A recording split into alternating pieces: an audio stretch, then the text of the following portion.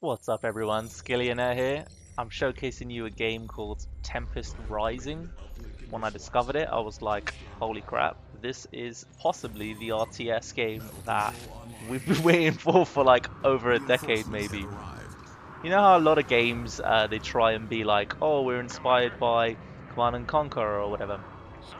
This game is literally Command and Conquer. They were just like, you know what? They haven't made a Command and Conquer game for over like over 10 years. So a good one anyway, not this mobile trash. So yeah, we'll just do it. And here we go. Right now, I'm playing the first level of the campaign. Again, it's the demo. Only the first level is available. The first level is available for both factions. So, what are the factions? What you're seeing me run around as is the GDF. Field Scout seems to be your basic rifleman. You can see the game is so fluid and really amazing to like move around, isn't it?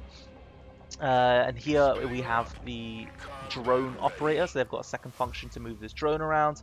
The GDF stands for the Global Defense Force. Yes, exactly like GDI from the Tiberium series, the Global Defense Initiative. This is set in a post-apocalyptic world. Like there's been loads of nukes and stuff, and it's just changed the face of the planet. And all of these, all these nations, it doesn't say specifically who or anything like that. It's not that deep, right? Has come together to form the GDF, the Global Defense Force. But there is an alternate force that they call the what's it called? The Tempest Dynasty. That's what they call it. So yeah, you can use this cool drone scouting thing. Primary objective accomplished. Infantry. Cool. Yeah. So these guys, the Tempest Dynasty, are run by like, again, no one specific, no specific country or anything like that. It's like some kind of supreme leader and his son, and they believe that the GDF is a force of oppression, and they can recruit civilians and stuff. You can see in their campaign, like they can sort of hide in civilian buildings and recruit civilians and stuff like that. It's pretty cool. And they kind of have sort of asymmetric warfare. You know, they do the guerrilla warfare tactics instead of the sort of in-your-face, rolling you over you with tanks GDF strategies. Now, what their main thing they're fighting over is something called Tempest. Again, if you know the Tiberium series, it's literally Tiberium. So Tempest has started to grow. No one really understands why or anything, and it's happened after the nuclear apocalypse. So I don't know the details of the story, but somehow this shit called Tempest started to grow everywhere, and everyone wants it because it can be used as a fuel source. So GDF show up to, according to the Tempest Dynasty, GDF show up to basically take it, and they're there under the guise of helping the people, but they're actually there to steal their precious Tempest, because GDF just see it as a resource, whereas the Tempest Dynasty are like a religious sort of faction, and they see it for what it truly is, right? Some kind of miracle substance. Again, they don't go too deep, or at least not yet. Maybe later in the campaign they will. So that guy, it was the new unit, the Grenadiers, who, as you can imagine, throw grenades, and they're probably the anti-tank and anti-vehicle kind of stuff, I imagine. Intel as a resource. Intel is used to authorize limited countermeasures such as unit abilities and support powers.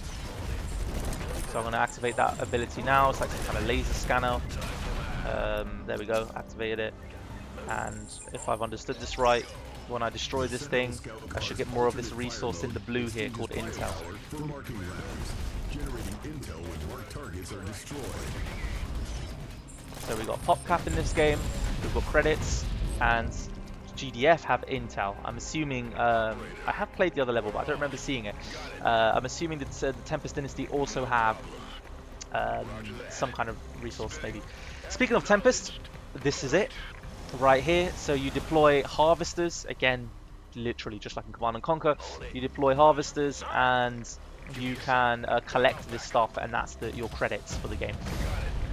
Hotkeys seem really smooth, controls are really smooth, the interface looks really good, and there are hotkeys outside of this interface as well, so I can just press Q to select all units.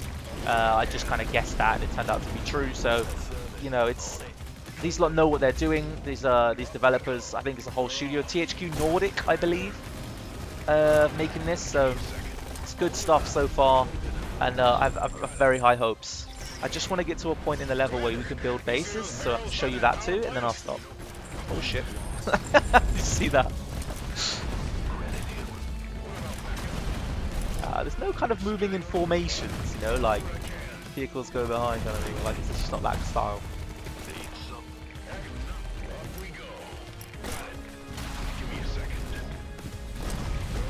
So this is the Tempest Dynasties refinery.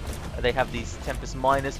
According to their campaign level, they believe that they understand the Tempest far more than GDF, and they, despite GDF having better technology than them, they seem to have better Tempest technology, whatever that's going to mean, we'll see.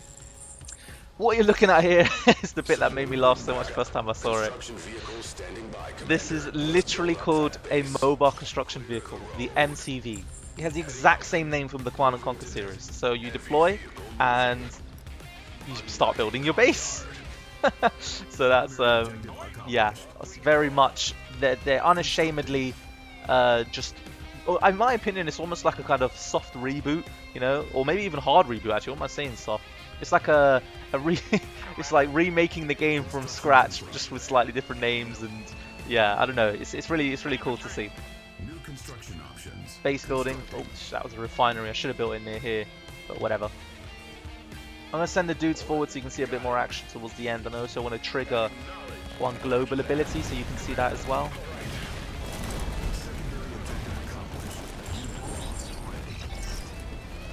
Airstrike ready. Let's pick a location, Commander. This location seems good to me. So here you go. You got global abilities on the left here. Only one is available right now. Again, it's only campaign mission 1, right? So we're only seeing the basics. I haven't even seen all the units in this game because... oh shit, don't want to miss it. Here we go.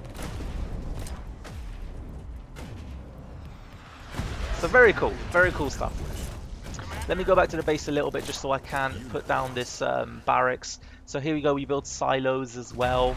In case you have too many resources, you need silos to store them. All very familiar stuff to a Command & Conquer fan. The barracks comes up, which allows access to infantry. Unit lost. All my dudes, they're going to need some reinforcements given how badly I'm just throwing them forwards. It's a cool looking tank. The pillager. Again, so the Tempest Rising seem to really like flame stuff. They've got flame troopers, flame turrets, flame tanks. I'm going to guess, you know, it's kind of like a symbolism to the whole religious element. You know, purified with flame, that whole thing is quite a common theme. Again, all of these two factions are drawn from multiple sources, like of inspiration, you know, of real world inspiration, very loosely but picking and choosing stuff. Anyway, so yeah, Grenadier, Riot Medic. I assume you're gonna be able to make more as the game, as I go on to future levels, but we'll see. I'm gonna stop there, guys. I think I've given you a good taster for this. I'm really excited about this one. By the way, these are on epic graphics, so I'm playing on the highest, I think. But yeah, it's it looks fucking good, man. Catch you in the next one.